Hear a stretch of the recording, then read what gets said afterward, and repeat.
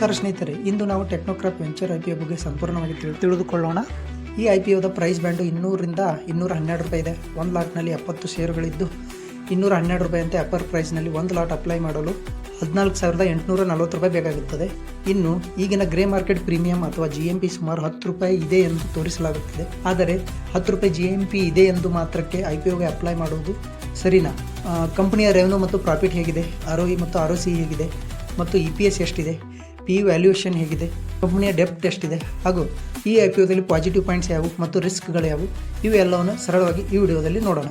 ನೀವು ನಮ್ಮ ಚಾನಲ್ಗೆ ಮೊದಲನೇ ಬಾರಿ ಆಗಿದ್ದರೆ ಇಂತಹ IPO ಅಪ್ಡೇಟ್ಗಾಗಿ ನಮ್ಮ ಚಾನಲನ್ನು ಸಬ್ಸ್ಕ್ರೈಬ್ ಮಾಡಿ. ಮೊದಲಿಗೆ IPOದ ಬೇಸಿಕ್ ಡೀಟೇಲ್ಸ್ ನೋಡೋಣ. ಟೆಕ್ನೋಕ್ರಾಪ್ ವೆಂಚರ್ IPO ಆಗಸ್ಟ್ 7 ರಿಂದ ಆಗಸ್ಟ್ 11ರವರೆಗೆ ಸಬ್ಸ್ಕ್ರಿಪ್ಷನ್ಗೆ ಓಪನ್ ಇರಲಿದೆ. ಪ್ರೈಸ್ ಬ್ಯಾಂಡು 200 ರೂಪಾಯಿಂದ 512 ರೂಪಾಯಿ ಇರುತ್ತದೆ. Lot size 70 ಷೇರುಗಳಿವೆ. ಹೀಗಾಗಿ 212 ರೂಪಾಯಿ ಅಪ್ಪರ್ ಪ್ರೈಸ್ನಲ್ಲಿ 70 ಷೇರುಗಳಿಗೆ 14,840 ರೂಪಾಯಿ ಬೇಕಾಗುತ್ತದೆ. ಅಂದರೆ ರಿಟೇಲ್ ಇನ್ವೆಸ್ಟರ್ಸ್ಗೆ 1 ಲಾಟ್ ಅಪ್ಲೈ ಮಾಡಲು ಗರಿಷ್ಠ 14,840 ರೂಪಾಯಿ ಬೇಕಾಗುತ್ತದೆ. ಒಟ್ಟು IPO ಸೈಜು ಸುಮಾರು 251.88 ಕೋಟಿ ರೂಪಾಯಿ ಇದೆ. ಅಲಾಟ್ಮೆಂಟ್ ಆಗೋದು ಆಗಸ್ಟ್ 12ರಂದು ಮತ್ತು ಲಿಸ್ಟಿಂಗ್ ಆಗೋದು ಆಗಸ್ಟ್ 14ರಂದು NSE ಹಾಗೂ BSEಯಲ್ಲಿ ಲಿಸ್ಟಿಂಗ್ ನಡೆಯಲಿದೆ.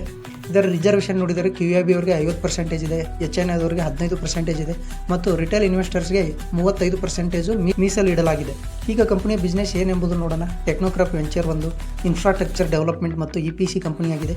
EPC ಅಂದರೆ ಇಂಜಿನಿಯರಿಂಗ್, ಪ್ರೊಕ್ಯೂರ್ಮೆಂಟ್ ಆ್ಯಂಡ್ ಕನ್ಸ್ಟ್ರಕ್ಷನ್. ಸರಳವಾಗಿ ಹೇಳುವುದಾದರೆ ದೊಡ್ಡ ಇನ್ಫ್ರಾಸ್ಟ್ರಕ್ಚರ್ ಪ್ರಾಜೆಕ್ಟ್ಗಳನ್ನು ಡಿಸೈನ್ ಮಾಡೋದರಿಂದ ಹಿಡಿದು ಮಟೀರಿಯಲ್ ಪ್ರೊಕ್ಯೂರ್ಮೆಂಟ್ ಮತ್ತು ಕನ್ಸ್ಟ್ರಕ್ಷನ್ವರೆಗೂ ಕಂಪನಿ ಕೆಲಸ ಮಾಡಲಿದೆ. ಕಂಪನಿಯು ಮುಖ್ಯವಾಗಿ ಗೌರ್ಮೆಂಟ್ ಡಿಪಾರ್ಟ್ಮೆಂಟ್ಸ್ ಮತ್ತು ಸರ್ಕಾರಿ ಸಂಸ್ಥೆಗಳಿಗಾಗಿ ಪ್ರಾಜೆಕ್ಟ್ಗಳನ್ನು ಕೈಗೊಳ್ಳುತ್ತದೆ. ಮುಖ್ಯವಾಗಿ ಉತ್ತರ ಪ್ರದೇಶ, ಉತ್ತರಾಖಂಡ್, ರಾಜಸ್ಥಾನ್ ಮತ್ತು ದಿಲ್ಲಿ NCR ಪ್ರದೇಶಗಳಲ್ಲಿ ಕಂಪನಿಯ ಪ್ರಾಜೆಕ್ಟ್ಸ್ಗಳು ಇವೆ.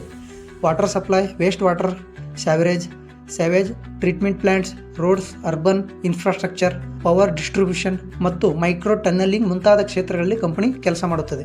ಅಂದರೆ ಒಂದೇ ಕ್ಷೇತ್ರದ ಮೇಲೆ ಅವಲಂಬಿತವಾಗಿರದೆ ಹಲವು ಇನ್ಫ್ರಾಸ್ಟ್ರಕ್ಚರ್ ಸೆಗ್ಮೆಂಟ್ಸ್ನಲ್ಲಿ ಬಿಸ್ನೆಸ್ ಮಾಡುತ್ತಿದೆ. ಕಂಪನಿಯಲ್ಲಿ ಫ್ರೆಶ್ ಇಶ್ಯೂ ಮತ್ತು OFS ಎಷ್ಟಿದೆ ಎಂಬುದು ನೋಡೋಣ. ಒಟ್ಟು ಇಶ್ಯೂ ಸೈಜು ಸುಮಾರು 251.88 ಕೋಟಿ ರೂಪಾಯಿ ಇದೆ. ಇದರಲ್ಲಿ ಫ್ರೆಶ್ ಇಶ್ಯೂ ಸುಮಾರು 201.51 ಕೋಟಿ ಇದೆ ಮತ್ತು ಅಪರ್ ಪಾರ್ಷಿಯಲ್ ಅಥವಾ OFS ಸುಮಾರು 50.37 ಕೋಟಿ ಇದೆ. ಫ್ರೆಶ್ ಇಶ್ಯೂ ಮೂಲಕ ಬರುವ ಹಣ ಕಂಪನಿಗೆ ಸೇರುತ್ತದೆ. OFS ಮೂಲಕ ಮಾರಾಟವಾಗುವ ಷೇರುಗಳ ಹಣವನ್ನು ಮಾರಾಟ ಮಾಡುವ ಶೇರ್ ಹೋಲ್ಡರ್ಸ್ಗೆ ಹೋಗುತ್ತದೆ. ಈಗ ಮುಖ್ಯವಾದ ಫೈನಾನ್ಷಿಯಲ್ ನೋಡೋಣ. ಮೊದಲಿಗೆ ರೆವೆನ್ಯೂ ಅಥವಾ ಟೋಟಲ್ ಇನ್ಕಮ್ ಏನೆಂಬುದು ನೋಡೋಣ. 2024ರಲ್ಲಿ ರೆವೆನ್ಯೂ ಸುಮಾರು 227.30 ಕೋಟಿ ಇದೆ. 2025ರಲ್ಲಿ 288 ಕೋಟಿ ಆಗಿದೆ. 2026ರಲ್ಲಿ ಇದು 347 ಕೋಟಿಗೆ ಏರಿಕೆಯಾಗಿದೆ. ಅಂದರೆ ಕಂಪನಿಯ ರೆವೆನ್ಯೂ ನಿರಂತರವಾಗಿ ಬೆಳೆಯುತ್ತಿದೆ. ಪ್ರಾಫಿಟ್ ಹೇಗಿದೆ ಎಂಬುದು ನೋಡೋಣ. 2024ರಲ್ಲಿ 19.05 ಕೋಟಿ ಇತ್ತು. 2025ರಲ್ಲಿ 28.20 ಕೋಟಿ ಆಗಿದೆ. 2026ರಲ್ಲಿ 43.32 ಕೋಟಿಗೆ ಏರಿಕೆಯಾಗಿದೆ. ಅಂದರೆ ರೆವೆನ್ಯೂ ಮಾತ್ರವಲ್ಲದೆ ಪ್ರಾಫಿಟ್ ಕೂಡ ಉತ್ತಮವಾಗಿ ಏರಿಕೆಯಾಗಿದೆ. ಇದು ಕಂಪನಿಯ ಫೈನಾನ್ಷಿಯಲ್ ಪರ್ಫಾರ್ಮೆನ್ಸ್ನಲ್ಲಿ ಗಮನಿಸಬೇಕಾದ ಪಾಸಿಟಿವ್ ಪಾಯಿಂಟ್ ಆಗಿದೆ. ಎಬಿಟಾ ನೋಡೋಣ. ಎಬಿಟಾ ಕೂಡ ಉತ್ತಮವಾಗಿ ಬೆಳೆದಿದೆ. 2024ರಲ್ಲಿ 35.03 ಕೋಟಿ ರೂಪಾಯಿ, 2025ರಲ್ಲಿ 49.63 ಕೋಟಿ ರೂಪಾಯಿ ಆಗಿದೆ. 2026ರಲ್ಲಿ 72.18 ಕೋಟಿ ರೂಪಾಯಿ ಏರಿಕೆಯಾಗಿದೆ. ಅಂದರೆ ಆಪರೇಟಿಂಗ್ ಪರ್ಫಾರ್ಮೆನ್ಸ್ ಕೂಡ ಸುಧಾರಿಸಿದೆ. ROE ಅಂದರೆ ಶೇರ್ ಹೋಲ್ಡರ್ಸ್ನ ಹಣದ ಮೇಲೆ ರಿಟರ್ನ್ ಎಷ್ಟು ಮಾಡಿದೆ ಕಂಪನಿ ಎಂಬುದನ್ನು ನೋಡೋಣ. ಸರಳವಾಗಿ ಹೇಳುವುದಾದರೆ ಶೇರ್ ಹೋಲ್ಡರ್ಸ್ನ ಹೂಡಿಕೆ ಮಾಡಿದ ಹಣದ ಮೇಲೆ ಕಂಪನಿ ಎಷ್ಟು ರಿಟರ್ನ್ ಗಳಿಸುತ್ತಿದೆ ಎಂಬುದನ್ನು ROE ತೋರಿಸುತ್ತದೆ. ಟೆಕ್ನೋಕ್ರಾಪ್ ವೆಂಚರ್ 2026ರಲ್ಲಿ ROE ಅಂದರೆ ರಿಟರ್ನ್ ಆನ್ ನೆಟ್ವರ್ತ್ 26.51% ಇದೆ. 2025ರಲ್ಲಿ ಇದು 23.51% ಇತ್ತು ಮತ್ತು 2024ರಲ್ಲಿ 20.76% ಇತ್ತು. ಅಂದರೆ ROE ಕೂಡ ವರ್ಷದಿಂದ ವರ್ಷಕ್ಕೆ ಸುಧಾರಿಸಿದೆ. ಈಗ ROCE ನೋಡೋಣ.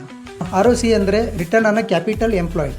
ಅಂದರೆ ಕಂಪನಿ ಬಿಸ್ನೆಸ್ನಲ್ಲಿ ಬಳಸುತ್ತಿರುವ ಕ್ಯಾಪಿಟಲ್ನಿಂದ ಎಷ್ಟು ಆಪರೇಟಿಂಗ್ ರಿಟರ್ನ್ ಗಳಿಸುತ್ತಿದೆ ಎಂಬುದನ್ನು ROCE ತೋರಿಸುತ್ತದೆ. ಲಭ್ಯವಿರುವ IPO ಮಾಹಿತಿ ಪ್ರಕಾರ 2025ರ ಫೈನಾನ್ಷಿಯಲ್ ಇಯರ್ನಲ್ಲಿ ROCE ಸುಮಾರು 22.35% ಇತ್ತು. ಅಂದರೆ 2026ರ ಫೈನಾನ್ಷಿಯಲ್ ಡಾಟಾನಲ್ಲಿ ROCE ಸಂಖ್ಯೆ ನೀಡಲಾಗಿಲ್ಲ. ಹೀಗಾಗಿ 2026ರ ಫೈನಾನ್ಷಿಯಲ್ ಇಯರ್ ROCEಯನ್ನು ಊಹಿಸಿ ಹೇಳಲು ಆಗುವುದಿಲ್ಲ. EPS ಅಂದರೆ ಒಂದು ಶೇರ್ಗೆ ಪ್ರಾಫಿಟ್ ಎಷ್ಟು. ಇನ್ನು EPS ಅಂದರೆ ಅರ್ನಿಂಗ್ ಪರ್ ಶೇರ್ ನೋಡೋಣ. ಕಂಪನಿ ಒಂದು ಶೇರ್ಗೆ ಎಷ್ಟು ಪ್ರಾಫಿಟ್ ಗಳಿಸುತ್ತಿದೆ ಎಂಬುದನ್ನು EPS ತೋರಿಸುತ್ತದೆ. ಟೆಕ್ನೋಕ್ರಾಪ್ ವೆಂಚರ್ಸ್ನಲ್ಲಿ EPS 2024ರಲ್ಲಿ 6 ರೂಪಾಯಿ 33 ಪೈಸೆ ಇತ್ತು. 2025ರಲ್ಲಿ 9 ರೂಪಾಯಿ 37 ಪೈಸೆ ಇದೆ. 2026ರಲ್ಲಿ 14 ರೂಪಾಯಿ 39 ಪೈಸೆ ಇದೆ. ಅಂದರೆ EPS ಕೂಡ ನಿರಂತರವಾಗಿ ಏರಿಕೆಯಾಗಿದೆ. ₹6.33 ಹಿಡಿದು ₹14.39 ಏರಿಕೆಯಾಗಿರುವುದು ಕಂಪನಿಯ ಪ್ರಾಫಿಟಬಿಲಿಟಿ ಉತ್ತಮವಾಗಿರುವುದನ್ನು ತೋರಿಸುತ್ತದೆ. ಈಗ PE ರೇಷಿಯೋ, IPO ವ್ಯಾಲ್ಯೂಯೇಷನ್ ಹೇಗಿದೆ ಎಂಬುದನ್ನು ನೋಡೋಣ. ಬಹಳ ಮುಖ್ಯವಾದ PE ರೇಷಿಯೋ ಬಗ್ಗೆ ತಿಳಿದುಕೊಳ್ಳೋಣ. IPO ಅಪ್ಪರ್ ಪ್ರೈಸ್ ₹212, 2026 EPS ಅಂದರೆ ₹14.39 ತೆಗೆದುಕೊಂಡರೆ ₹212 ₹14.39 ಭಾಗಿಸಿದಾಗ 14.7 ಪಟ್ಟು PE ಬರುತ್ತದೆ. ಅಂದರೆ IPO ಅಪ್ಪರ್ ಪ್ರೈಸ್ನಲ್ಲಿ ಕಂಪನಿಯು ಅಂದಾಜು PE ಸುಮಾರು 14.7 ಪಟ್ಟು ಆಗಿರುತ್ತದೆ. ಇದನ್ನು ಕೆಲವು ಪೀರ್ ಕಂಪನಿಗಳ ಜೊತೆ ಹೋಲಿಸಿದರೆ EMS ಲಿಮಿಟೆಡ್ 24.3 ಪಟ್ಟು ಇದೆ, ವಿವೇಟೆಕ್ ವ್ಯಾಬ್ಯಾಗ್ 31.96 ಪಟ್ಟು ಇದೆ, ಎನ್ವಿರೋ ಇನ್ಫ್ರಾ ಇಂಜಿನಿಯರ್ಸ್ 20.76 ಪಟ್ಟು ಇದೆ, ಡೆಂಟಾ ವಾಟರ್ 14.81 ಪಟ್ಟು ಇದೆ. ಈ ಲೆಕ್ಕದಲ್ಲಿ ಟೆಕ್ನೋಕ್ರಾಪ್ ವೆಂಚರ್ 14.7 ಪಟ್ಟು PE ಇರುವುದು ಕೆಲವು ಪೀರ್ ಕಂಪ್ನಿಗಿಂತ ಕಡಿಮೆ ಇದೆ. ಆದರೆ ಕಡಿಮೆ PE ಇದೆ ಎಂದರೆ IPO ಖಂಡಿತ ಅಗ್ಗವಾಗಿದೆ ಎಂದು ಹೇಳಲು ಸಾಧ್ಯವಿಲ್ಲ. ಬಿಸ್ನೆಸ್ ಸೈಜ್, ಗ್ರೋತ್, ಡೆಪ್ಟ್ ಮತ್ತು ಪ್ರೊಫಿಟಬಿಲಿಟಿ ಎಲ್ಲವನ್ನು ಒಟ್ಟಿಗೆ ನೋಡಬೇಕಾಗುತ್ತದೆ. ಕಂಪನಿಯ ಡೆಪ್ಟ್ ಎಷ್ಟಿದೆ ಎಂಬುದನ್ನು ನೋಡೋಣ. 2024ರಲ್ಲಿ ಸುಮಾರು 80.11 ಕೋಟಿ ಇದೆ. 2025ರಲ್ಲಿ ಅದು 87.43 ಕೋಟಿ ಏರಿಕೆಯಾಗಿದೆ. 2026ರಲ್ಲಿ 89.76 ಕೋಟಿಗೆ ಏರಿಕೆಯಾಗಿರುತ್ತದೆ. ಅಂದರೆ ಕಂಪನಿಗೆ ಡೆಪ್ಟ್ ಇದೆ ಮತ್ತು ಬ್ಯಾರೋಯಿಂಗ್ ಸ್ವಲ್ಪ ಹೆಚ್ಚಾಗಿದೆ. ಆದ್ದರಿಂದ IPO ಅಪ್ಲೈ ಮಾಡುವವರು ಡೆಪ್ಟ್ ಪೊಸಿಷನ್ನನ್ನು ಕೂಡ ಗಮನಿಸಬೇಕು. ನೆಟ್ವರ್ತ್, ಕಂಪನಿಯ ನೆಟ್ವರ್ತ್ ಕೂಡ ಉತ್ತಮವಾಗಿ ಬೆಳೆದಿದೆ. 2024ರಲ್ಲಿ 91.78 ಕೋಟಿ ಇದ್ದದ್ದು 2025ರಲ್ಲಿ 119.98 ಕೋಟಿಗೆ ಏರಿಕೆಯಾಗಿದೆ. 2026ರಲ್ಲಿ 163.38 ಕೋಟಿಗೆ ಏರಿಕೆಯಾಗಿರುತ್ತದೆ. ಅಂದರೆ ನೆಟ್ವರ್ತ್ ಕೂಡ ನಿರಂತರವಾಗಿ ಹೆಚ್ಚಾಗಿದೆ. ಕಂಪನಿಯ ಪಾಸಿಟಿವ್ ಪಾಯಿಂಟ್ಸ್, ಈಗ ಕಂಪನಿಯ ಸ್ಟ್ರೆಂತ್ಗಳನ್ನು ನೋಡೋಣ. ಮೊದಲನೇದು diversify EPC business.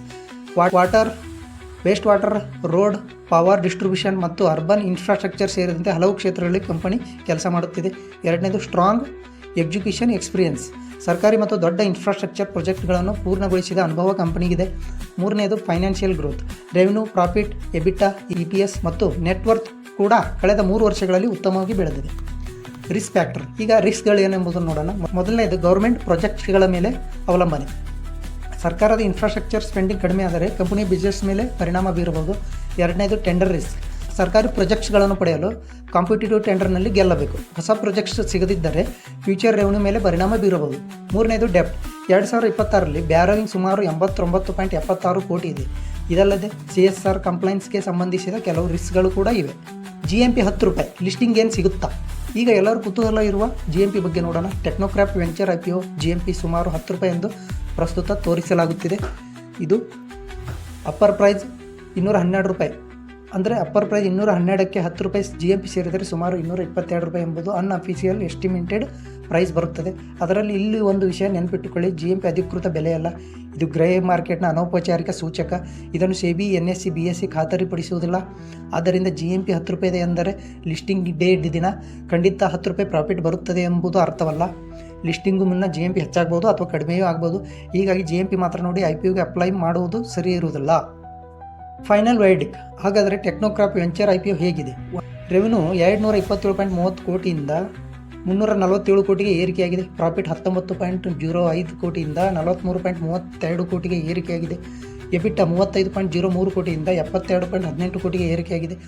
Financial year 2026 ROE 26.51% ಇದೆ. ಫೈನಾನ್ಷಿಯಲ್ ಇಯರ್ 2026 EPS ₹14.39 ಇದೆ. IPO ಅಪ್ಪರ್ ಪ್ರೈಸ್ ಆಧರಿಸಿ ಅಂದಾಜು PE ಸುಮಾರು 14.7 ಪಟ್ಟು ಬರುತ್ತದೆ. 2025 ಫೈನಾನ್ಷಿಯಲ್ ಇಯರ್ 2025 ROCE ಸುಮಾರು 22.35% ಇದೆ. ಫೈನಾನ್ಷಿಯಲ್ ಇಯರ್ 2026 ಬ್ಯಾರೋಯಿಂಗ್ 89.76 ಕೋಟಿ ಇದೆ. ಹೀಗಾಗಿ ಕಂಪನಿಯ ಫೈನಾನ್ಷಿಯಲ್ ಗ್ರೋತ್ ಒಂದು ಪಾಸಿಟಿವ್ ಪಾಯಿಂಟ್ ಆಗಿದೆ. ಆದರೆ ಗೌರ್ಮೆಂಟ್ ಡಿಪೆಂಡೆನ್ಸಿ, ಟೆಂಡರ್ ರಿಸ್ಕ್, ಡೆಪ್ಟ್ ಪ್ರಮುಖ ರಿಸ್ಕ್ಗಳಾಗಿವೆ. ನೀವು ಲಿಸ್ಟಿಂಗ್ ಗೇನ್ಗಾಗಿ IPO ನೋಡುತ್ತಿದ್ದರೆ GMP ಜೊತೆಗೆ ಸಬ್ಸ್ಕ್ರಿಪ್ಷನ್ ಮತ್ತು ಮಾರ್ಕೆಟ್ ಸೆಂಟಿಮೆಂಟ್ ಗಮನಿಸಿ. ಲಾಂಗ್ ಟರ್ಮ್ ಇನ್ವೆಸ್ಟ್ಗಾಗಿ ನೋಡುತ್ತಿದ್ದರೆ ಡೆಪ್ಟ್, ಆರ್ಡರ್ ಬುಕ್, ವ್ಯಾಲ್ಯೂಯೇಷನ್ ಮತ್ತು ಫ್ಯೂಚರ್ ಗ್ರೋತ್ ಬಗ್ಗೆ ಇನ್ನಷ್ಟು ರಿಸರ್ಚ್ ಮಾಡಿ. ಕೊನೆಯದಾಗಿ GMP ಮಾತ್ರ ನೋಡಿ IPOಗೆ ಅಪ್ಲೈ ಮಾಡಬೇಡಿ. ನಿಮ್ಮದೇ ರಿಸರ್ಚ್ ಮಾಡಿ ನಿರ್ಧಾರ ತೆಗೆದುಕೊಳ್ಳಿ. ಈ ವಿಡಿಯೋ ಮಾಹಿತಿ ಮತ್ತು ಶಿಕ್ಷಣದ ಉದ್ದೇಶಕ್ಕಾಗಿ ಮಾತ್ರ, ಇದು ಯಾವುದೇ ರೀತಿಯ ಇನ್ವೆಸ್ಟ್ಮೆಂಟ್ ಅಡ್ವೈಸ್ ಅಲ್ಲ. ವಿಡಿಯೋ ನಿಮಗೆ ಉಪಯುಕ್ತವಾಗಿದ್ದರೆ ಲೈಕ್ ಮಾಡಿ ಹಾಗೂ ನಿಮ್ಮ ಸ್ನೇಹಿತರಿಗೆ ಶೇರ್ ಮಾಡಿ. ಇಂತಹ IPO ಅಪ್ಡೇಟ್ಗಾಗಿ ನಮ್ಮ ಚಾನಲನ್ನು ಸಬ್ಸ್ಕ್ರೈಬ್ ಮಾಡಿ. ಧನ್ಯವಾದಗಳು.